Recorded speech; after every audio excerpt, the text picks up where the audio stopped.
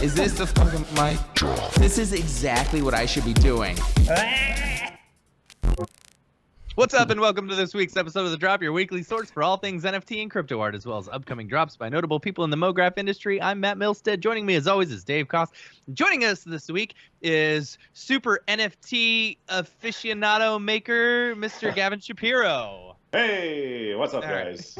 From the NFT aviary. From the NFT aviary. I love that. That's good. Yeah, there you I'll go. take it. I'll take it. All I know is birds, you know? You know why we call it the drop?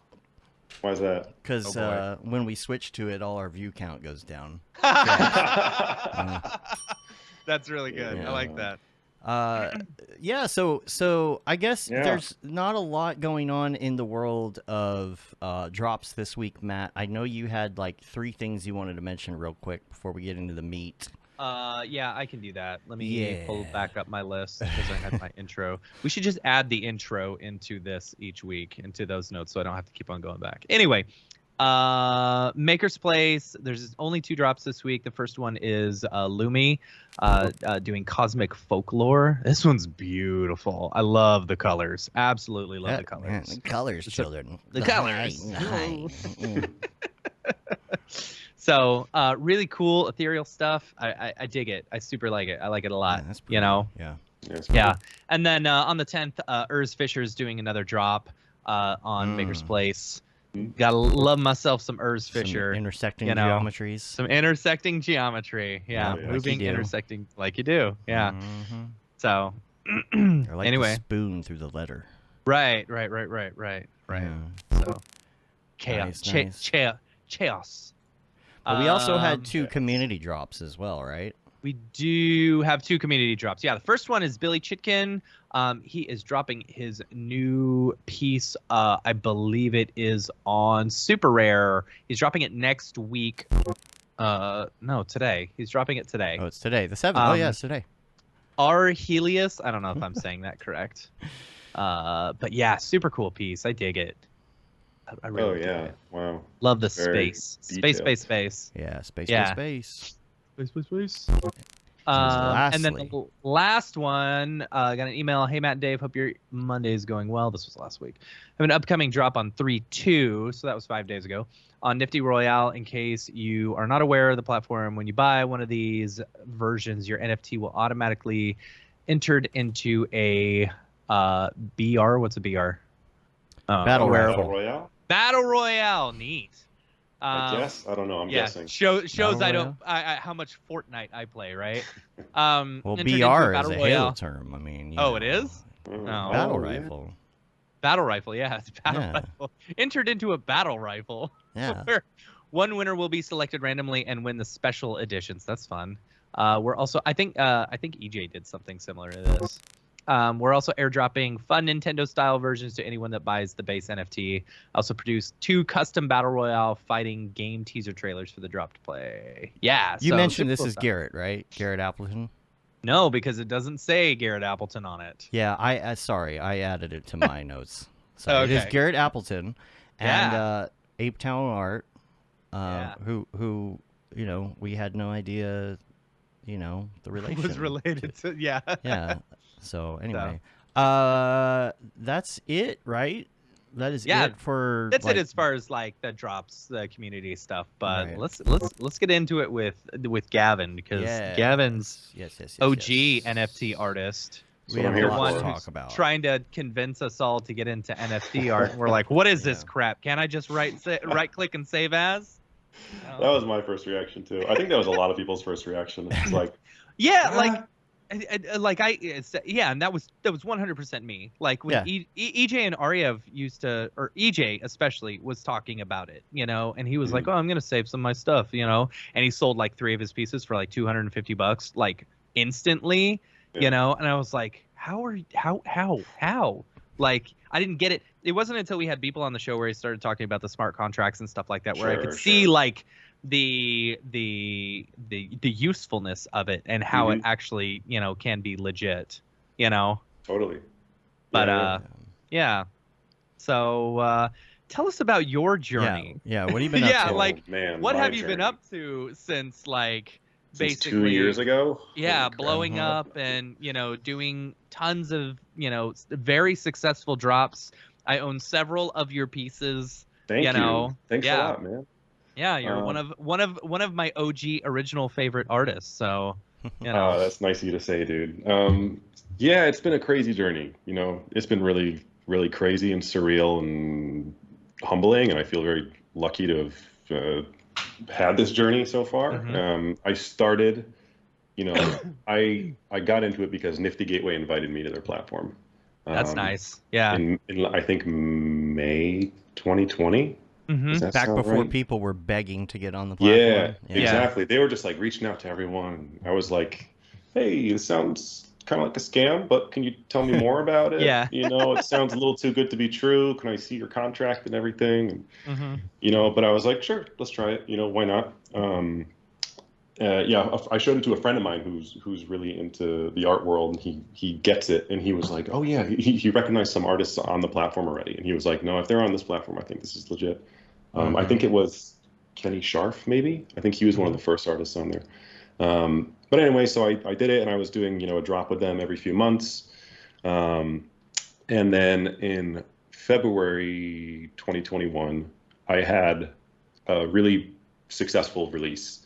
And it was like, I made more money from that drop than I was making at my day job. So I asked my day job if I could, take a leave of absence to see if this was viable and if I could do it long term. And as the end of the leave of absence was approaching, I said, I think this is going well, so I'm gonna keep doing it if that's okay. And they understood. They were very, very kind about it. Great company. I was working at RGA. And yeah, so I left RGA, and then I have just been doing drops ever since. I've been doing them on Nifty Gateway every few months. I've had super rare releases intermittently.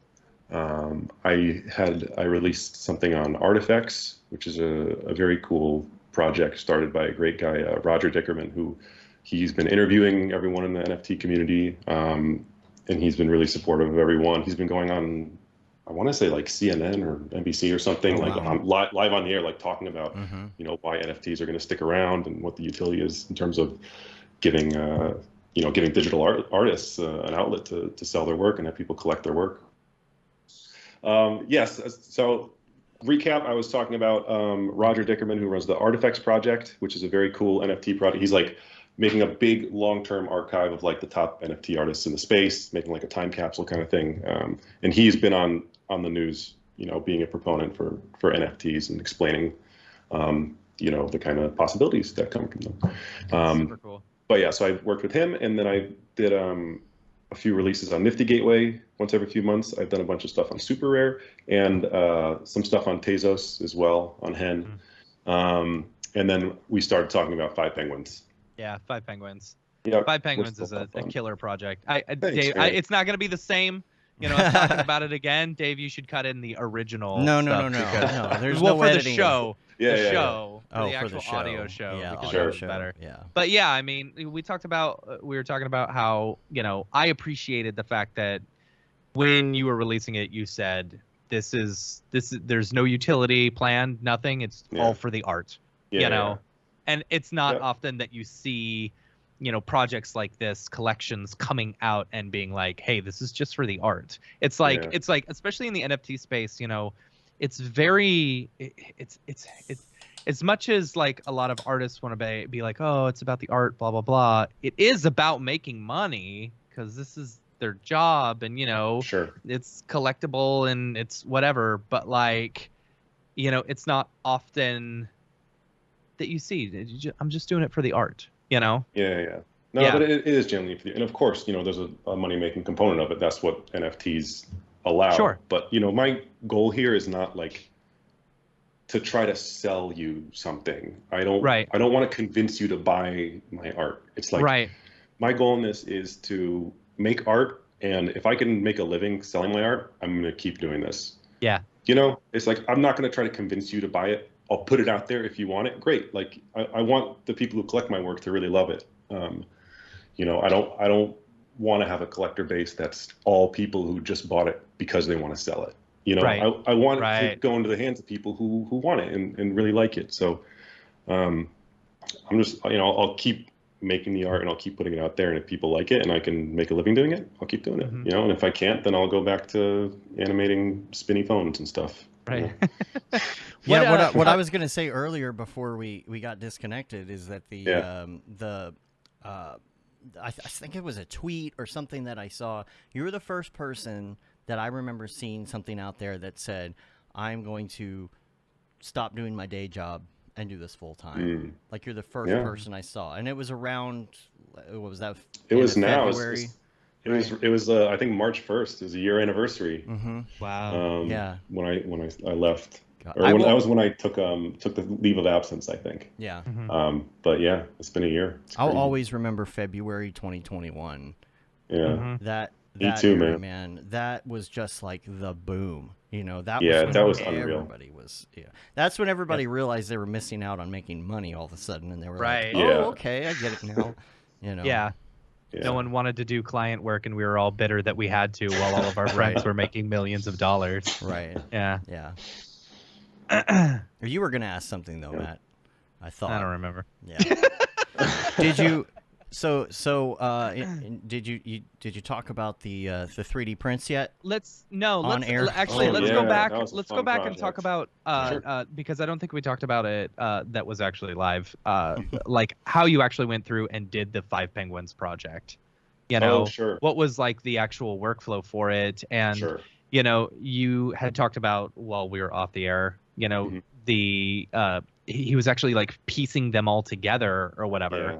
You know, exactly. what's that process like? How are you, you know, dividing and conquering? Sure. So the idea came about because let's see, I really like numbers, and I wanted to do something where it was like it's 5 slots, and every slot has 5 different options. So 5 to the 5th is 3,125 combinations. You know, so each of those different options is a different penguin, and then you know you have all these different combinations of penguins. So it's like, okay, how do I execute that? How do I make 3,000 renders? Right. And it was, as I was mentioning before, working with my friend Jason Rosenstein, who has done another collectible project, and he did it with pictures, you know, and it was images layered on top. So each one is just one image. Right. And I asked him if it could be possible to do it with an animation, and he said, yeah, and he figured it out. And you know, we went back and forth for a few months, and he like put together this script, this Python script to combine them all, to combine all the assets. But basically, what it was is I gave him, let's see, I think I had 25 different penguin renders. You know, 5 in each one. Each, yeah. And each one is, you know, on alpha, and there's the shadow was included, so it could just go over with a normal layer. Yeah. And then I had the backgrounds, and then the environmental things, and then you know he just would stack them. So he had his random number generator. You know, it would go through the numbers. So the first one is 11111, and then the next one is 11112, and then you know, it keeps going up. And then it would put all the appropriate penguin layers, and then it would randomize the background and the environment elements, you know, the snow or the Christmas lights or whatever. And so, are you able to create, like, say, okay, like for example, the bees are the, you know, are worth the most. Are you able to set the percentages of how often they show up? Yeah, exactly. Okay. Yep. So, you know, I gave him like the percentages that I wanted of each one. And then, you know, he put it into the script, and it worked out, and it's randomly generated. So it's like, you know, not exact to the point, but it's like, it's pretty close. It's cool how it just works out because of math, you know? Yeah. But yeah, so that was it. It was basically rendering out each layer, you know, as an image sequence, and then giving him, and then he, you know, put them all together with his script. What was he using to composite everything together? It was just the script. Oh, okay. Yeah. Like I basically composited it in After Effects and then rendered out each layer, so it was just an image sequence that he could just lay on top. Cool. Oh, the script does all the. That's interesting. So the script just like took the layer, and then the next one normal mode, next one normal mode, and it just has alpha in it, so it works. I think the only one that had an additive mode was the Christmas lights. Okay. And maybe I think there was something else. I can't remember now. Maybe the snow. Yeah. Definitely the Christmas lights, because if you put that on normal, lights kind of make like a Right, gradient. right. But everything else, it was just a normal mode. But he figured it all out. He built the whole script. So really, really fun working with him, going back and forth, because the whole thing was just a problem solving Yeah. adventure. How it was just- how much time was it that you were like, I'm gonna do this, to when you actually launched? A few months at least. I'm trying to remember when I came up with the idea. I don't remember exactly. But Yeah. there you go. There are the penguins. Yeah, figured I'd show them. Yeah, thanks, man. It was definitely a few months, maybe like 3 or 4 months, if I'm remembering right. I think we launched December 16th, I want to say. Okay. And I feel like I came up with it in the summer or the fall. I love the idea that it's poker, Exactly. that it's poker hands and stuff like that. Exactly, because I wanted to make something where like the rarity would kind of emerge naturally, Right. just from numbers creating it. Right. So it was like, you have That's your poker cool. hands, and then it's like there's a straight, a straight is rarer than a pair, five of a kind is incredibly rare. But it just happens just because of how numbers work. And I think there's Right. something really beautiful in that, it's just nature. Yeah. Everything kind of comes from numbers in a way. Yeah. See, now you got to do 5 flamingos, Ooh, right? Thought about some kind of thing 5 in the future, puffins, maybe. Yeah. puffins. Well, it was funny. What happened was there was a glitch when we first launched, and we had to stop minting and then fix it and then relaunch. So there were like 300 or so minted that had no graphics. So then we had to ask you airdrop about that, everything. yeah, because Oh. I had 3 or something that was Yeah. like coming soon or something Yeah. like Wait, that, and I was like, how? why do I have this and then 3 other ones? Okay, There was a glitch, and we basically had to stop it, and then we did a snapshot of who already got minted which edition, and then we airdropped those holders new versions, and then picked up the live mint from that That's point. a smart way to do that. Interesting. Yeah. Just airdrop them the corrected version. Yeah. Yeah, exactly. Yeah. But pretty cool. that collection still exists. It's on the blockchain. You can't delete it. Right. Yeah. So one of the developers was like, "Yo, we should rename it Zero Penguins." So I was like, "All right, that's awesome." So we renamed the collection Zero Penguins, and we put up the same header image, but there's no penguins in it. Can you not burn those? just Does like- that mess something up if you burn them, or what? I think you probably could burn them, but I think they're still on the blockchain. Like I think OpenSea could still display them. I don't know. weird. 'Cause Yeah, I'm looking at it right now. It says Yeah, Penguin. so it exists. Yeah. So Not available in the yet. back of my head, I'm like, maybe one day some kind of reward for like the early people. So we'll see. I got to think about it before actually doing something. But You could just do like you could release it as like just like maybe a single NFT, like everyone gets the exact same image something as like a thank just you like or a something. bonus or something. Yeah, It's just a scene, not no Yeah. penguins in it. Exactly. Just the same scene, but with no penguins. Right? Yeah, like that. What date did you release this though? Was it before or after the robots, the why can I not remember? Mechaverse? The Mechaverse. What did Mechaverse. you? Yeah, Was it this was before? after Question. Mechaverse. I think it was after. It was after. Okay. Yeah. I think it was after. My question Um, about that was like, Yeah. we kind of saw how that drop kind of Mhm. got botched a little bit, and it really Too much hype. Too much hype. It yeah. wasn't just the hype; it was the fact that the launch was pretty bad, and it made it worse. Sure. Right? Yeah. Like the hype could have actually helped it had it not Yeah. launched that bad. Did you have any like? Were you nervous about like, okay, what if something happens during launch and it messes up the whole thing, and then like people are like, because it seemed to me that that's what happened with the Mechaverse. Oh, I think, yeah. and I think a lot definitely. of people are using Mechaverse as an example of kind of what not to do. Yeah. Yeah. Yep. Oh, yeah. I mean, I was stressed out of my mind that something would go wrong.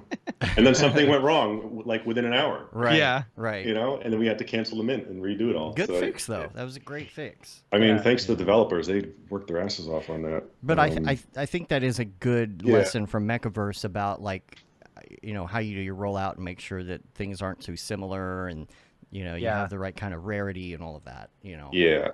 Yeah. I think what I learned from Mechaverse was like, it seemed, because I love those guys, the two Matts who put that project together, and their art is just amazing. I've been following them for years, and when I saw Yeah. they were doing a project, I was like, Right. this is the one. Like, this is gonna be like what NFTs could be. You know, it's Yeah. like these real artists who are incredibly talented, incredibly skilled. They're making a collectible project. Like, that's so cool.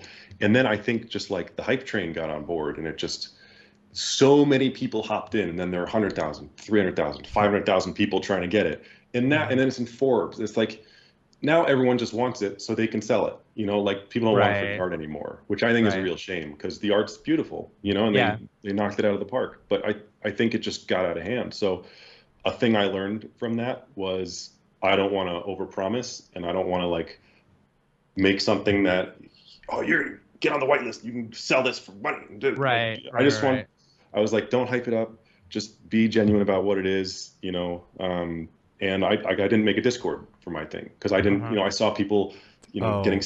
scammed on Discord, and it's like now there's a Discord community you have to maintain. You got to get a Discord community, and it's like, it's not what I'm good at, you know. Like I think I've done well in this space so far, because you know I got in early, and that's a huge privilege. But Yeah. I've only, let's see, I've tried to focus on taking advantage of my strengths and the things that I'm good at, you know, and like managing a Discord community is not something that I would be able to do well or Right. like in a sane way. You know, I think it'd be terrible for my mental health. I'm already on Twitter 24/7, which is Right. draining. Yeah.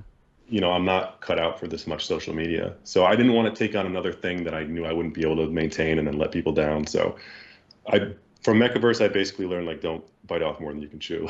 Yeah. I Right. think, Yeah. Yeah. you know, I think that's good though. You know, Yeah. I mean, you've got all the amazing pieces that you've released.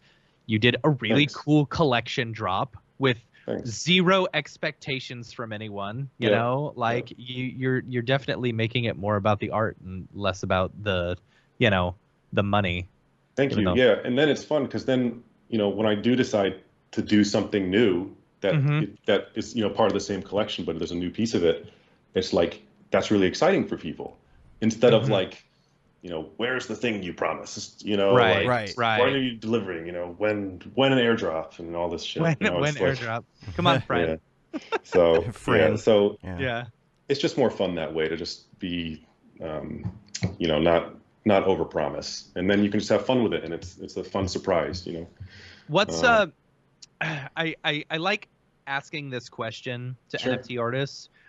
What's your ultimate end game? Ultimate end game. Yeah. Oh Like boy. This is gross. there a number where it's like, Oh. okay, at this point I think I'm going to retire. I think I'm going to stop doing art and I'm just going to have fun, or I'll only release one piece every 6 months, or what happens if NFTs become stupid? Sure. You know? I mean, no, those are great questions because it's like, what is the end game? Right? Let's see. I would say my goal is to just be able to make a living making art.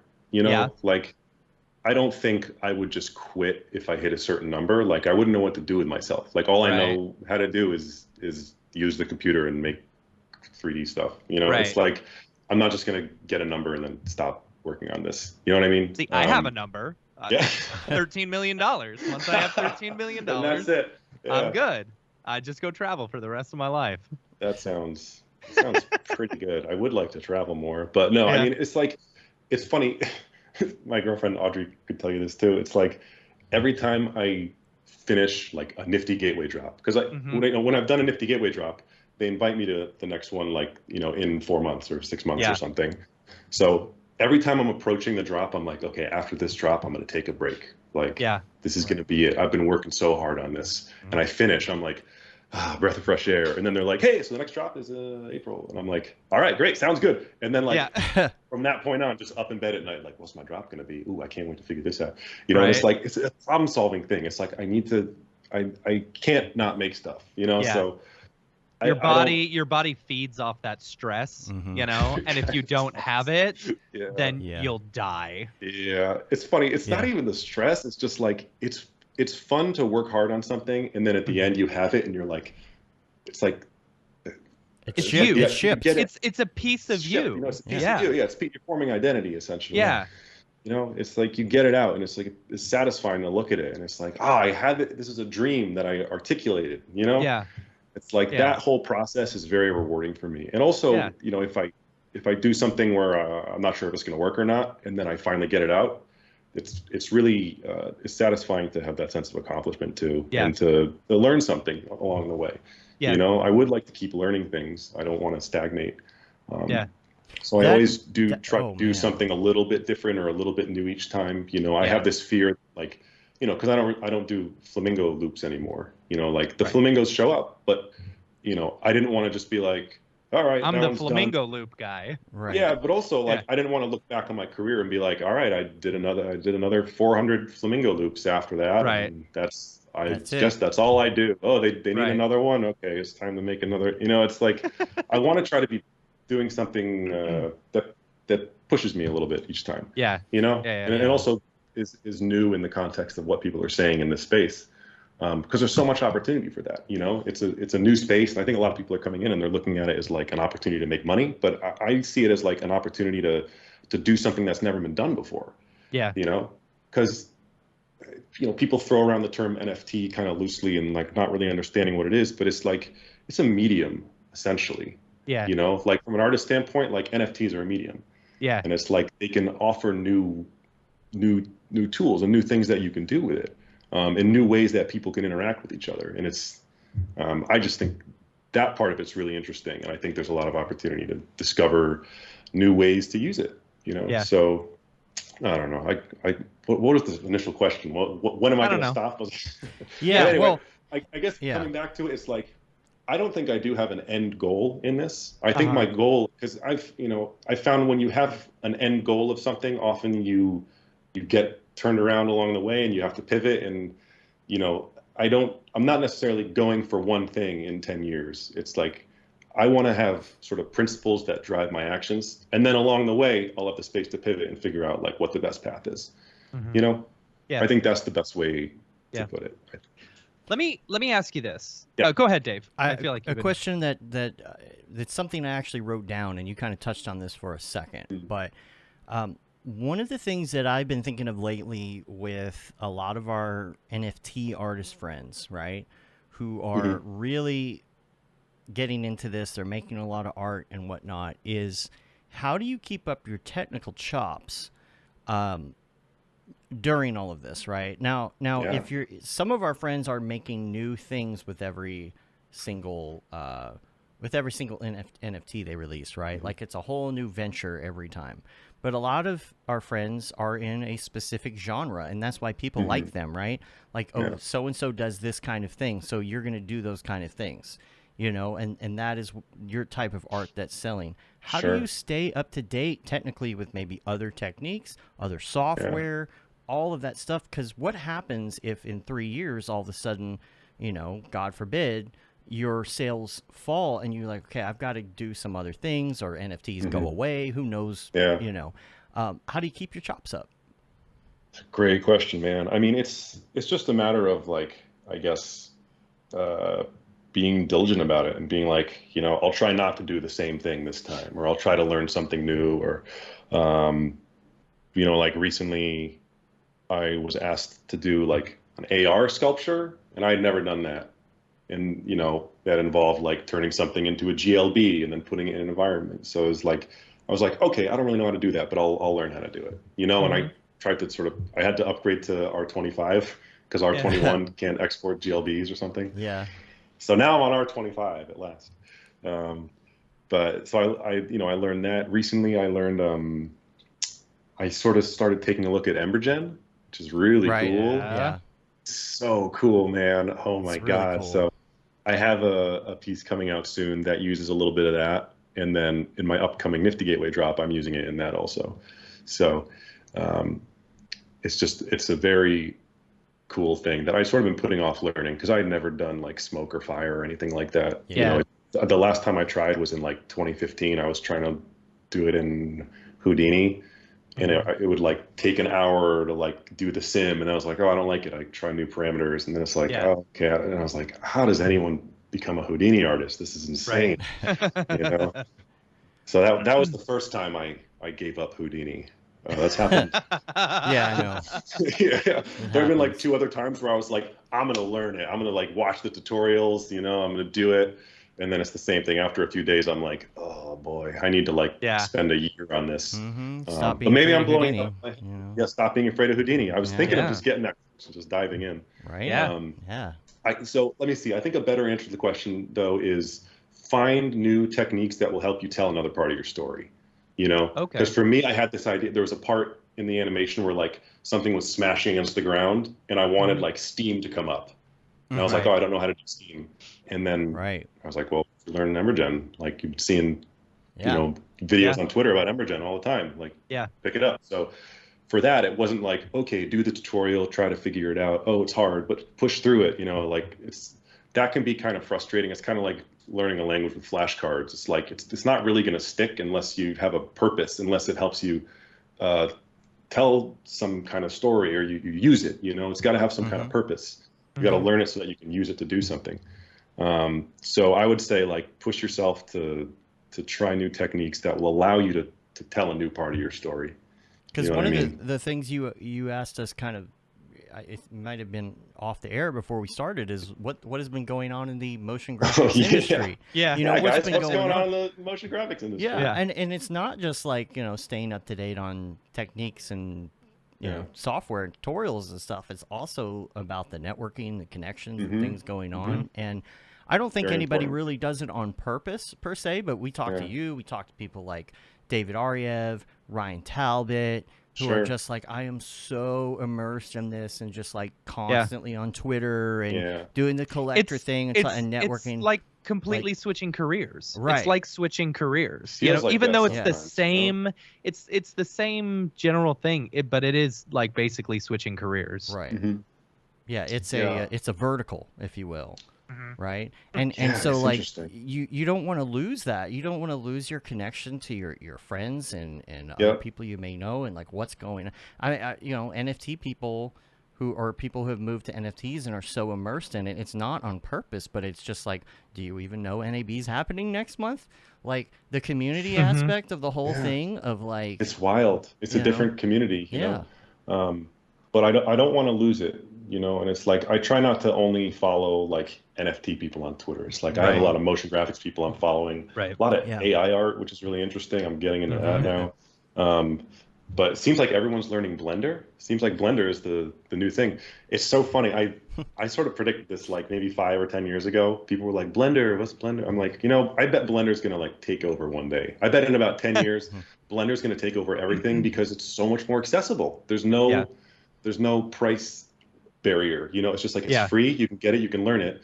So now, 10 years later, after all these 13-year-olds learning Blender for free are now 23 and they're getting in the industry, it's like when people are looking, like, is Blender in studios now? So some, yeah, there's some. There was a studio that was entirely Blender, and then they ended up screwing themselves because they tried switching over to a Maya Houdini, you know, workflow pipeline and stuff like that. Yeah. So it's but, something I mean, that is kind of like the Photoshop thing, right? Where it the is pirated versions of Photoshop absolutely were free, quote unquote, because but that's what the 13-year-olds were using, and that's what they use now. And now they all use Photoshop. You know, it's like the long game, real long game. I remember when I was working at Buck in like 2016, and it was like they had like 3 computers that had C4D and Octane, you know, for this project. Everyone else was like doing Maya, you know, but it was like, oh, it seems like people are like learning C4D and Octane on YouTube and stuff. And it's like, you know, that's how knowledge spreads now. It's like all on the internet, you know. So with a community like Blender where it's free and it's like everyone's so supportive and everyone's teaching each other, it's like no wonder it's taking off. Yeah. Right. Know? And if you're somebody like Maxon, how do you even compete with that? That's the question I think a lot of designers ask. You know, for Maxon, I mean, like if somebody came out with, you know, I mean, I don't know what it is, but like if somebody came out with a 100% equivalent of Stop Being Afraid of Houdini, except Yeah. it was free. There's no way to compete with that. Yeah. Yeah. How do you manage that? It sucks. But in my head, there are just so many people that are Cinema 4D like me. Like I don't have a reason to move over. What Yeah. is Yeah. my reason to move over? Same. For me, it's like I don't have a reason to learn Blender. Like I'm fascinated by it, and I am Yeah. curious to learn it. I'm really curious to learn it. And Jeff Webb saying geometry nodes in Blender looks like a game changer. Like, yeah, I've seen all these videos of geometry nodes. It's crazy. Someone built like an abandoned house generator. Yeah. And it just like I did saw you see that? And you can Yeah. just drag Yeah. an effector field or whatever through it, and it destroys Yeah. it. It's like that's I really saw really that. cool. And maybe you could do that in C4D. I don't know. Like I didn't look at it super in depth, but I mean, there's Blender's nodes in cinema powerful. now, so like Yeah. there's Yeah. I mean, So so it's like I don't know why I would ever switch to Blender. There's no reason Yeah. for me to, and I already have Cinema 4D and I know it. It's Right. like it would be like learning a new language if you already speak one and work in it. It's like there's no real push for me to do it, but I definitely can see like someone who's starting now from zero, like why would they learn anything other than Blender? right. Like It's I have it's Photoshop, free but and I'm yeah. I mean, I know there's free stuff out there, but I'm not Yeah. getting off of Photoshop just because. Yeah, it's exactly. Photoshop. Yeah. It's like it's what you know fluently. Right. And it's useful. Yeah. People use it too. So that makes total sense. Yeah, But it's yeah, we'll see how it goes. any company that's dealing with that, and I mean, there's other companies that deal with that as well. Where a free version of something comes out. I don't know what the answer to Yeah. that is. Like, how do you deal with that? Yeah. But yeah, I don't know. yeah. I wanted to talk about your VJ stuff as well. Oh, We sure. haven't hit that Yeah. topic Oh, actually, can I Yeah. ask a real quick question going back to the NFT stuff, because this is something that I think people getting into this space could really use some advice about, Okay. because I have found myself victim to this. And it's whatever, it's live and learn. Some people may be really excited to do an NFT project with a like a big name client or something like that. And like, for example, with some of the, you mentioned that you had released on like, Super Rare and Nifty Gateway. And there was this other one that you mentioned that I hadn't really heard of, and it's like, how do you know if someone's coming to you and saying, hey, I'd really like for you to do a drop on our platform Yeah. or something like that? How do you kind of like gauge whether they're legit or not, or like, is this going to be worth it? Am I going to spend a week of my time or 2 weeks of my time doing this project for you only for me to like make $20, Yeah. It's a really good question. I mean, and it's hard because like I get tons of emails and Instagram messages like, hey, we're releasing a new platform. Do you want to do a drop on it? And it's like, I can tell there are a lot of people coming in and they want to make their money off of it, like they want to do a new platform and they want to get a cut and this and that and everything. So I don't know. I mean, I joined Nifty Gateway and Super Rare because they were kind of the only ones at that point. And they were also like, not the only ones, but the fact that they reached out to me and I looked them up and they were some of the bigger ones, it was like, okay, sure, try it, and now that's worked out. So that's pretty lucky for me. The other one, Artifacts, I did a drop there because the guy who runs it, he was like, it was clear he was like a really respected guy in the community, and he had done all these interviews called origin stories of like every NFT artist. That's cool. And he was like, I'm going to do a drop with all these artists who I've interviewed, so that seemed like a cool thing that I wanted to be a part of, but in terms of like new platforms, I don't know. I mean, it's hard to say. Like the whole idea behind blockchain and Web3 and everything is that it's like you can work directly with the artist now. So an artist could release their own NFTs, and then if they can market them and sell them, it's like it just goes right to you. There's no middleman or anything. You know what I mean? So you see people releasing stuff on OpenSea, or there's you should look up Manifold. They're I know like, Manifold. I've been starting to look into their smart contracts and stuff because they seem like they have the right idea in this space about I think like Billy's how this is doing supposed all to of work. his stuff through Yeah. Manifold as Cool. well. Yeah. I'm thinking about looking at them and just educating myself because it seems like that's the direction this stuff is going. Yeah. So like in the future, instead of doing and people have already done this, like on Nifty Gateway, they'll do a Nifty Gateway drop, but the smart contract is the Manifold smart contract. So an artist will have their own smart contract, basically, that all their stuff's released on. And then through that smart contract, they can drop on Nifty Gateway or maybe on another platform, or they could sell it on OpenSea, or, you know, it's more like on the artist having the control over their work and, you know, where the money goes, and just having no middleman, essentially. Yeah, you should ping Billy Chitkin if you ever have any questions on that, because I think he's done a lot. Yeah, in he's that. been working directly with Manifold on his past few drops. That's really cool. Yeah, no, they're an awesome company.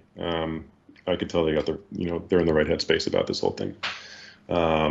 There's like on these different platforms too. It's, I think a lot of it's about, I don't want to say credibility because that's not really it, but like there's just so many platforms, right? And which platform, there's so many platforms. It's like, okay, well maybe you could make money on this, but you know, what is the value? Like, how do you judge the value of something like that? Is it the people that hit you up? Is it because it's people you know?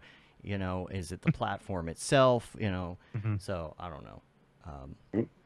You're back. You're fine. good. You're good. Yeah. I assume that your audio is still there. You so heard we us, just right? Keep going. Yeah. Okay. Yeah, I heard you. If somebody comes to you with a platform and you've never heard of them before, obviously it's going to be like, okay, what's this? Like, You know. See, my big big mistake, you know, I did a project where it's like, okay, we're gonna, you know, sell this NFT, and here's the client, and I was excited that it was a big client. So I was like, all right, I know how NFTs work, blah, blah, blah. I understand the cuts and stuff like that. So here, I'm going to do it. And then after I had done it, I was like, wait a second, which blockchain are you releasing this on? Right. You know? And it's like, oh, some blockchain I've never heard Joe's of before. blockchain. Okay. Yeah, Joe's blockchain. Yeah. Yeah, guys, check out Joe's blockchain. It's really okay. good. Yeah. All right. Well, really excited about this space, guys. Live and learn, whatever, you know. Yeah, I'm a noob in the space. Yeah, I would just say, like, be really on guard, I guess, and like be ready for people who are trying to trick you, because there are a lot of people trying to trick people right now. Yeah, you know, absolutely. Like anyone who comes to you and they're like, just right off the bat, like promising what you're gonna get out of it. Like, trick. They're trying to exposure. Entice you, you know? Yeah. Exposure. Yeah, exactly. Exposure. So and so has used this blockchain. We did something on this blockchain and it sold out in a second to this. Yeah. It's like they're trying to convince you to use them, you know? So just think about what they actually offer, if you'd get anything out of it. And if not, you know, I don't know, release on your own drop on Tezos, or do it on OpenSea, or do it. Someday somebody's going to figure out how to like put value to exposure dollars, you know? I mean, hey, that could be a very, you know, you make like exposure coin and get paid in exposure. Someone's probably already patent pending. Yeah, Ryan Talbot's on it. Yeah, exposure coin. Let's do it, Ryan. Probably worth more than Russian money at least at this point. Yeah, it's worth more than a ruble. Yikes. Let's talk about the DJ. Unless you had more, Matt. Let's talk about the DJ stuff. No, that was good. Yeah. Okay. Yeah. We go into the 3D printing after that too. Yeah. Ooh, yes. Oh, sure. Yeah. Yes. Yeah. That's a fun one. Yeah. Talk about the DJ stuff. Yeah. Yeah. The DJ stuff. Yeah. So my stuff has sort of like from the beginning, when I first started making personal work, it was always intended to be used as concert visuals. Yeah. You know, I have a website that's Shapiro500.com, and that displays all my loops, just like, you know, it'll play them randomly and in random order. It'll loop them. You can change the BPM and stuff. So I've always had this idea of like using my stuff as concert visuals. But so then with Five Penguins, I wanted to turn this whole series into like a collectible concert visualizer, essentially. You know what I mean? So it's like, there's a website now, it's fivepenguins.party, and it will just display everything from Five Penguins. And wait, .party or .art? So .art is the website for the project, and then .party is the visualizer. Gotcha. So it just plays them all random order, plays them in a loop, and you can change the BPM so that the penguins walk to the beat. And it's designed so that the loops are 4 seconds long. So at 120 BPM, it's like every 4 measures it changes. So it's always sort of changing on the beat to the music, which is really nice. And then the big penguins walk on the beat, and then the smallest ones walk on, they're twice as fast. So they're like walking on the hi-hats. And then whenever Did you have that idea? Did you plan that out ahead of time? Yeah. Where it's like, okay, these are working, on the beat or whatever. To get these to work, just with the loop, because I had to make the loop as short as possible. Yeah, you gotta make it slow. Yeah, I had to make it as short and as fast, or like as slow and as fast as possible. Oh yeah. 9999999 240. It'll only go up to 240. Yeah, it's capped. But yeah, so to make this, so the original thing was the loop had to be as short as possible because there are 3,000 of them, and each one's going to have X number of frames. Right. So if each one's 12 seconds, and it's 360 frames times 3,000 loops, it's crazy. So the shortest I could get it down to, and have it like not be going too fast, because the background's looping too, was 4 seconds. So I did 4 seconds, and then to get stuff to divide into 4 seconds, it was the penguins are every second, and then the other ones every half second, and then the middle-sized penguins are 3 times a second. So that'll all work out over. Right. Yeah. It'll all work out over 2 seconds with the background sport. Anyway, so this was all planned just because I always sort of plan the things math, the math part. Right. Yeah. I always plan things You're good like at the math part. Like puzzle pieces, kind of, Right. Like in one of my tutorials, I talk about this too, where I do most of my loops at 12 seconds. So then if I want stuff to loop in it, there are a lot of numbers that fit within 12 as multiples and of the 12. 4s, and the 2s. So if something's looped, exactly. So all of those things, I could make something happening for every 4 seconds or 6 seconds or 2 seconds, and it'll all loop with it. So I always design things that way, so then I don't have to think about it later. Yeah. So then I'm just like, I can just extend the endpoints, and it'll just still work, no matter what. Yeah. So and you can do 2-4, you could do 3-4, 4-4. Yeah. Yeah. I don't know how you work triplets. You could probably, how do you figure triplets in there somehow? Yeah. Well, yeah. So that you trap can get music these days loves their triplets. Hamburger, hamburger, hamburger. Yeah. Yeah. There you go. You need those triplets. Need the triplets.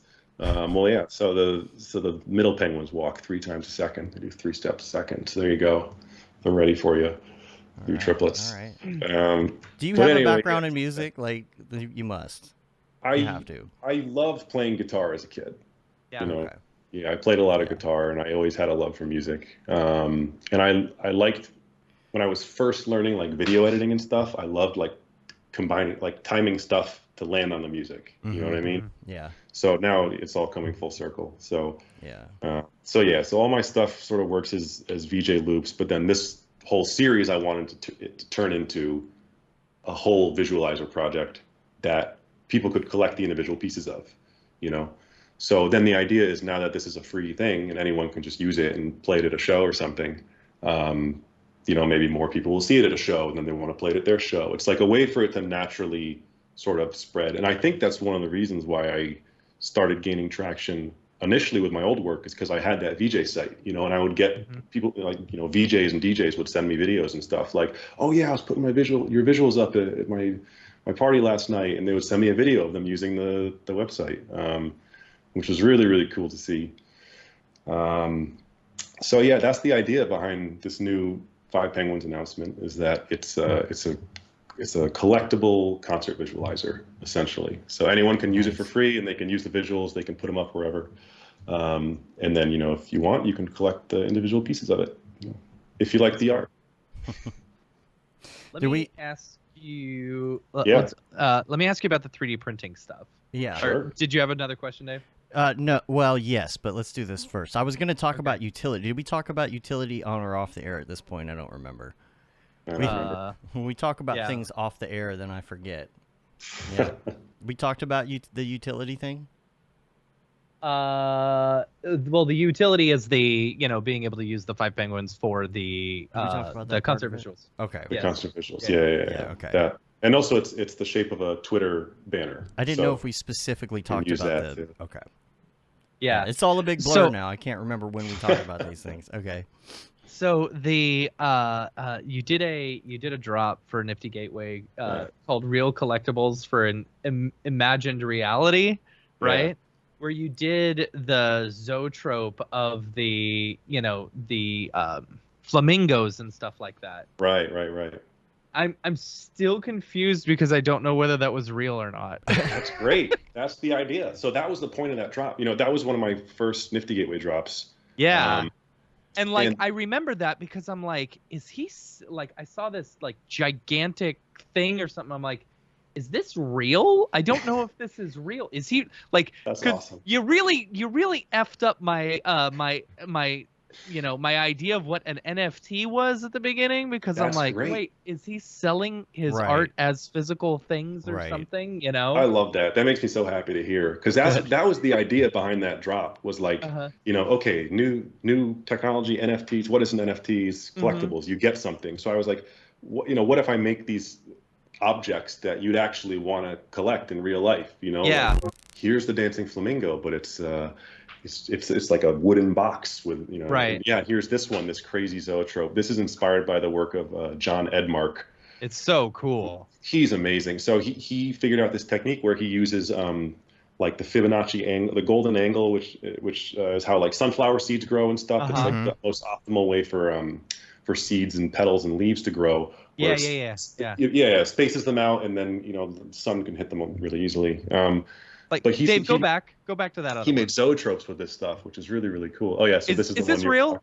Yeah. No, it's not real. It's 3D. God, it's so That's good. the one we were wondering Thank about. you. Yeah. Like, I Yeah. saw When it this came and I'm out. like, that thing's got to be real, because I've seen this, like the Zoetrope at Disney World where they've got I was like looking at that as a reference. and it's like that. Yep. It looks exactly like it. See, I was this looking I at knew that was as not real. Yeah. Because I was like, there's no way. There's You can't no get a way. drone going that That's fast, too right? expensive. Yeah. Yeah. That's a lot of bronze. Yeah. Oh no. It's not just the drone; it's the manufacturing of all those statues. Exactly. Right. Yeah. Right. But yeah, man. So the idea behind that drop was like, let's play with the idea of a collectible, whether it be digital or physical. There was one which was the kinetic sculptures in that, and then it was an edition of 10 these kinetic sculptures, and then one of them broke, so there was a single broken one. So it ended up being an edition of 9, and then one broken that I sold for half price because it was broken. But as an NFT, it's like that's an edition of 1, so that's the really valuable one. Right. So Right. I was trying to just play with that idea of what does value mean in these different spaces, and if something's broken, is it more valuable or less valuable because it's a single edition? So it was just supposed to be sort of a confrontation of And see, what I you saw expect that. for this, I saw the dancing flamingo, like the broken one. And I was like, oh, sweet, cool. He actually made physically Right. the things that I told him he should Yeah. make. And it's like, no, he didn't. No. Yeah. But to jump off of that, Right. Yeah. you released STL files for an actual zoetrope that you can 3D print. That you can 3D print. Yeah. Which is so cool. So this was one of the most fun drops I ever did. This was really fun. I did this with Chris Ferranos. He helped me with all the 3D printing stuff. So the idea for this drop came from, like, a lot of people have been doing collector rewards, and people have been asking me, they're like, hey, are you ever going to do a collector's drop on Nifty Gateway?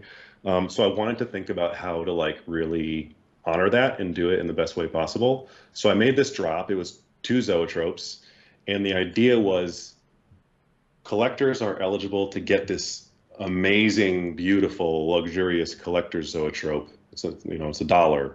It's for you, my dear collectors. Here you go, this reward for collecting my work. And then I was like, okay, I should do another one that's like a really shitty one, like a really cheap one, to make this one look better. So the contrast is like, here's the mass market zoetrope, here's the collector's zoetrope. Right. So my initial plan was, oh, cool, I'll do like a rendering of like a 3D printed one. Like that'd be cool. And I was like looking up techniques of like, how do you get it to look like, how do you get a get texture those to look lines like the little stuff lines like and that. everything. And I was doing tests and stuff. And I was like, shit, man, like I should just 3D print it. Like if I'm going to build it so it actually works, why not just 3D print it and actually film it?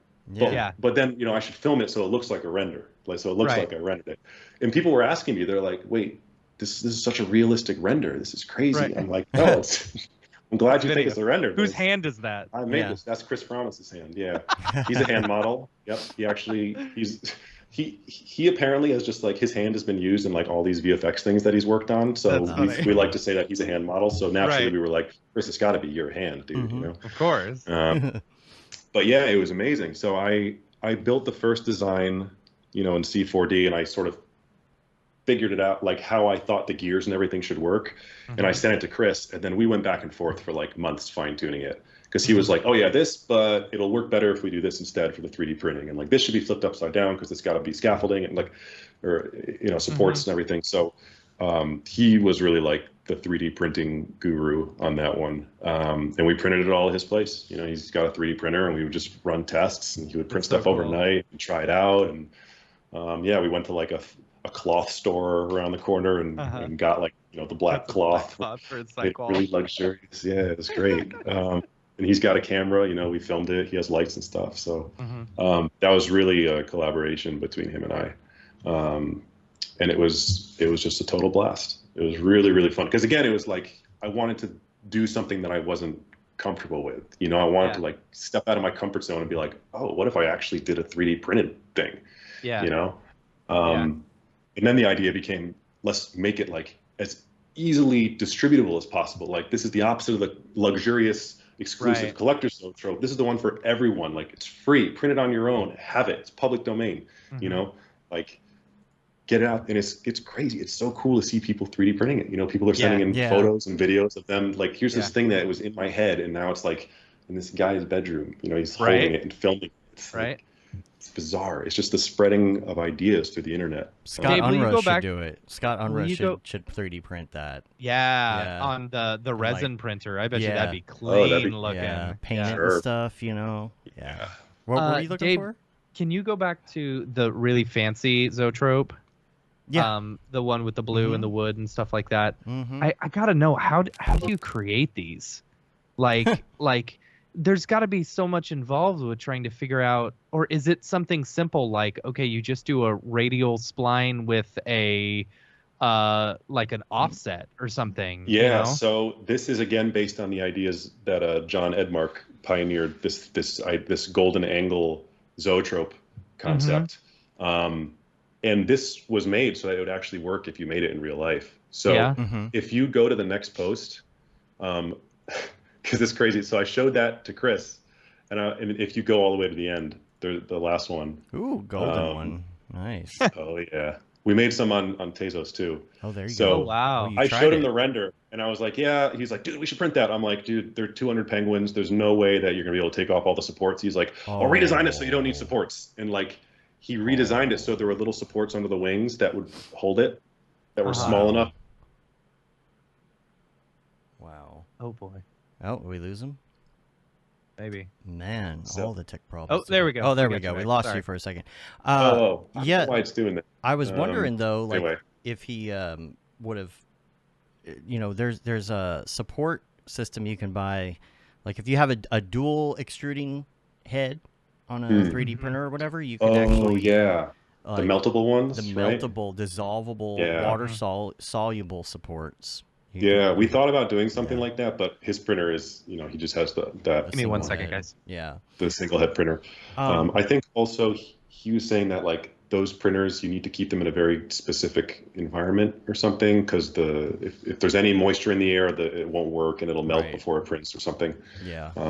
I haven't tried it yet. Yeah. Yeah, it's really cool because something like this, you could do all those little supports for those little mini penguins and then just like put it in the water. Exactly, and just melt them away. It's pretty cool. Yeah. Sorry, real quick. Yeah. So like jumping back to that, how do you create these though? How are you doing them in C4D? Totally. Like, is it literally a helix or whatever? It's a Mograph. It's a cloner. It's just a cloner. It's a radial cloner, and every new clone is the golden angle degrees away. So it puts each one around. And then it also, I think, increases the scale slightly. So it gets bigger as it goes out. I'd have to look at the exact setup, because I also have it so the individual ones scale down as they get to the edge. Yeah. But it's basically like there's a cloner that's distributing them every, I think it's 135.7 or 137.50. It's like a very specific number. But yeah, it's distributing them that distance every time. And pushing them out slightly, and then I have another cloner I think that's scaling them bigger and then smaller, something like that. But now in real life, if you want to see this, you either need a strobe light or a phone. Is that right? Yeah. Yeah. For Yeah. the regular one, yeah, you can strobe light or Or a phone. camera. That one, Yeah. yeah, or a camera. That crazy one, it was like we had to put the camera settings super. He got some app to like go into his camera and make the shutters angle like half a degree or something. Yeah. Because it's spinning at like almost 700 RPM. Right. Like it's really, really Jeez. fast. Like That's dangerous. Yeah, exactly. We didn't give away the files for that one because we're like, no, that's a liability. You kill someone. But also, you need we were like, how are we going to spin this? Because you have to spin it at such an exact speed. It has to go. So basically, the idea is every new instance, every new penguin is the golden angle apart, which is like 135 degrees or something. Mm-hmm. And then every frame, the camera has to spin that exact distance. Right. So then every time the new frame is in the same place, and you get the animation. So and how do you get a special motor for that, or? Yeah, so he talked to a friend of his who is into like RC airplanes or something like that, and he was like, "Oh yeah, dude, so you got to get this kind of motor and this kind of thing, and you can control it with this knob." And so him and his friend put that together, and then Chris 3D printed like an enclosure for the motor and then like a plug for the thing. Like he's a wizard. Dude is a genius. Dude is a genius. He's probably the smartest guy I know. He's brilliant. He's just like on another level. But yeah, that was a really, really fun project to put together with him because it was just all problem solving and it was like a new medium that I'd never messed with. And it was great. And then it was fun to mess with people too because they didn't know what was real and what wasn't. Right. Yeah, you got Matt. So that's what if I'm all someone? about. I just want to gaslight my audience. Right. See, what you need to do is you need to release now, like Beeple has done, a physical piece that you can sell at Christie's, right? Of the actual physical, zoetrope. Yeah. That'd be pretty sick. I have all those zoetropes left over. He was like, "I'm gonna throw these out." I'm like, "No, I'll take them." Yeah. I got them all in my closet. I don't know what I'm gonna do with them. But yeah, maybe give them. I think I want to like donate them to like NFT museums or something. Yeah. Like those, I feel like those physical NFT spaces that are popping up, like that'd be a cool thing to have there. Yeah. So we'll see, but I'll hold on to them for now. Yeah. Full time is right. That's cool. Yeah, pretty fun. So what are you working on next? Yeah. Next, let's see. So the most recent thing was this 5 Penguins announcement, and that promo video in itself is an NFT.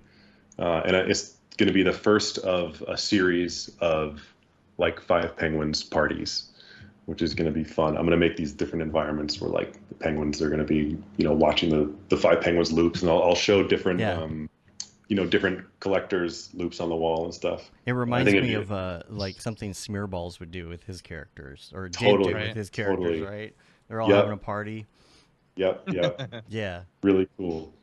So that's in the works. I'm also working on my upcoming Nifty Gateway drop, which is in April. Cool. So I'm grinding that out, and then you just released HODL to all the 1-year HODLers. Oh my god! Which I was very excited about. I made that a year ago, and I was like, I'm gonna give it to him in a year, and then I just Nice. Thought about it a lot since then. So it's good to have it finally off my chest. I always thought that was weird. I saw that initially on that drop, and I was like, who's buying this? What is this? I don't know what it is. Yeah. And then it was mine. Yeah. Who knew? There you go. It was yours. Yeah, man. No, I thought it'd be fun to do like a rewards to the people who held on to it, who got it because they wanted it and didn't get it to flip it. So that was really fun. I have a drop with Pack coming up, his Metamorphosis drop. Oh, nice. That's going to be amazing. I think he's got 30 artists in it, and they're like big time artists. So really humbled to be a part of that. That's going to happen sometime this month, I believe. But yeah, Nifty Gateway thing is what I'm working on now, and I have another project, a super rare release. I don't know how much I'm allowed to talk about it. It's sort of with anyway. It's okay. Nobody watches.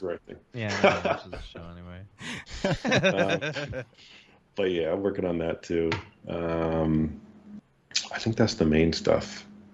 Yeah. And then I have like 1,000 other ideas for things that I'm like sort of chipping away at, and then I'll announce them as they come to fruition. The ones that actually do come to fruition. Yeah. Because there's a lot that doesn't. There's a lot that I tinker with and then end up discarding. All right. How about this? Yeah. I will help you create the beautiful, like, golden and marble stuff, and then we together will sell it at Christie's. Sounds great. Let's All right, do it. let's do it. Yeah. I'm down. Oh, A marble. Oh boy. look who's Look here. who it is. Oh, Look who it is. it's Airdrop bird. Ostrich, the Airdrop Ostrich. the collector bird. Right. Yeah, the collector bird. Yeah, Hello, he's- collector huh? bird. What's that? Oh, he said he showed up because you're his favorite equine NFT creator. You know that means horse, Equine. right? Oh, okay. Do you have anything that you need to say to Gavin? What are you doing here? Yeah, what's up, buddy? Yeah. Oh, he's got a joke for you. Okay. Oh. Okay. All right. He said, how does Gavin Shapiro get the ideas for his NFTs? He wings it. Oh gosh. Okay. I do. All right. Yeah. Wing The it. hand Do shaking. you have anything that you like wanna like ask Gavin, like, besides a joke? Uh-huh. Yeah. I'm not gonna ask him that. No. Okay. He wants to know if you ever plan on making any ostrich NFTs. Oh wow. Yeah. You know, Yeah. I have thought about that as a possible bird. They're very expressive, like the flamingo. You know, they're like a wizened, hardened flamingo in a way. You know, it's like more dinosaur-like or something. Yeah. Yeah. So Where'd he go? It's not out of the realm of possibility. Where did he go? Yeah. He's He's gone. It's Thanks, like those shy collectors. collectors. They just, super yeah. stoked and Oh just man, they bounced. always they're so shy. Freaking collectors, man. Yeah. There's no okay bye like Dorpy, you know. Right. Yeah, Right. just Yeah. You never gone. know when he Just leaves. disappears. Irish goodbye, ostrich goodbyes. The Oh ostrich my goodbye. gosh. The ostrich goodbye. Yeah. And- Who are Oh, some of your boy. favorite artists? Right. Do you Oh, collect man. as well? Yeah, I collect art. I'm a bit of an art collector myself. Right.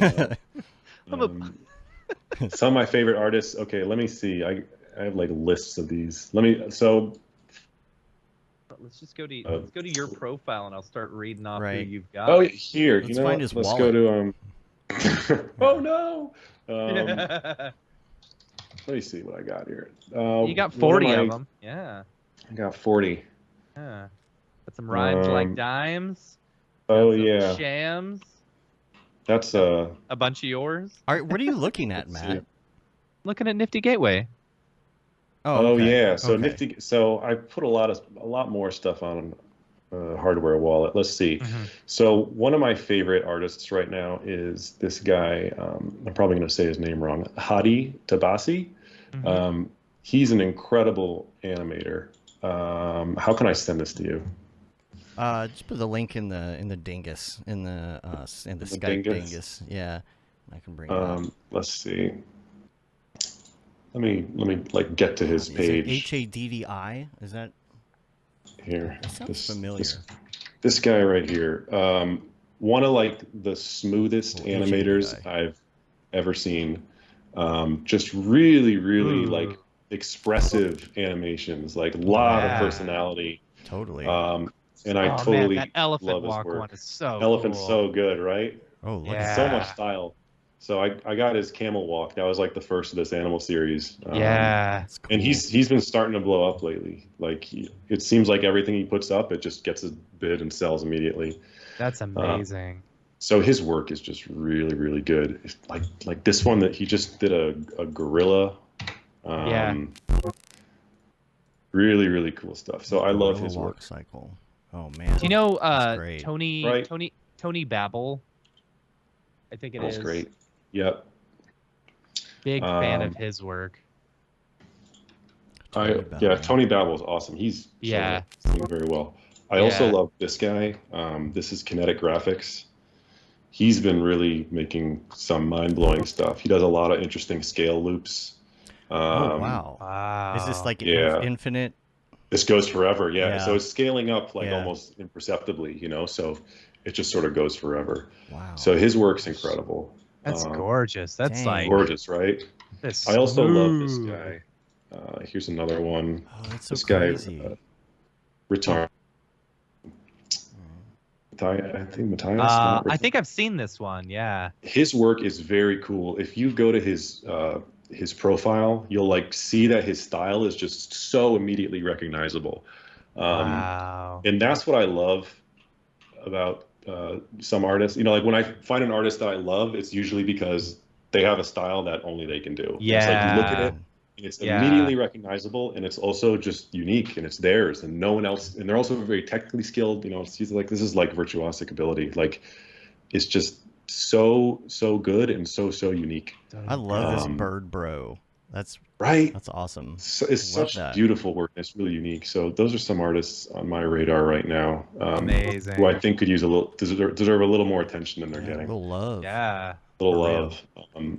And then I also love like, you know, the OG looping guys like Arbin. I can't pronounce his last name. Oh. Vasiliou or something. He's like an OG looping guy. And then Andreas Wannerstedt's great. Oscar Peterson, I love his work. Who else? Let's see. I'm gonna follow all these people because this is so cool. This guy too. Matt Taylor. Matt Taylor's awesome. He hasn't. Taylor. I don't know that one. Matt Taylor's great. He hasn't released stuff in a while, I think. But he's just one of those guys who's like so technically skilled. Oh my gosh. Just like if you go to his page, he has this thing called Improbawall, which was it like, you know, went viral a few years ago for just being absolutely bonkers. Dang, that is so good. Like it's so cool, right? Is the focal length changing as well? I don't even know. I can't explain it. That hurts my Messes with brain. my brain so I much. can't even explain it. God, the whole focal So length, I it's like love it's a that. fisheye lens, kind of, but then it changes. Wow. I can't even imagine what it takes to figure out that math. Good Lord. A lot of Houdini. A lot Right? of Houdini. Yeah. And then I'm in love with Rich Lord. His work is incredible. His Super stuff rare, is huh? another one of those where Yeah. it's like, it's so unique and it's like no one else can do this stuff, you know? Like no one else could do it and it would look like an imitation. Like Right. his stuff is just technically like complicated and bizarre, but also it's all very That organic. makes me and feel natural feeling. uneasy. Yeah. Yeah. I love it. yeah. He is absolutely brilliant. So I really Feeling a little phallic there, but you know. he did. Yeah. He did this cool, this infinite caterpillar thing the other day, which is really cool. All this stuff is like very procedural Houdini kineffects kind of stuff. Ooh. Oh, I saw this one. So beautiful. Yeah, he's really good. Really good. Great, man. So Hmm. that's some of the stuff that I've been getting into lately. I dig Yeah. it. I dig it a lot. Yeah, there's a lot of work out there. A lot of really great artists. You know, There are. super talented people. Yep. Super talented. Yeah. Awesome. Anybody else have any Yep. questions in the chat? Yeah. Anybody?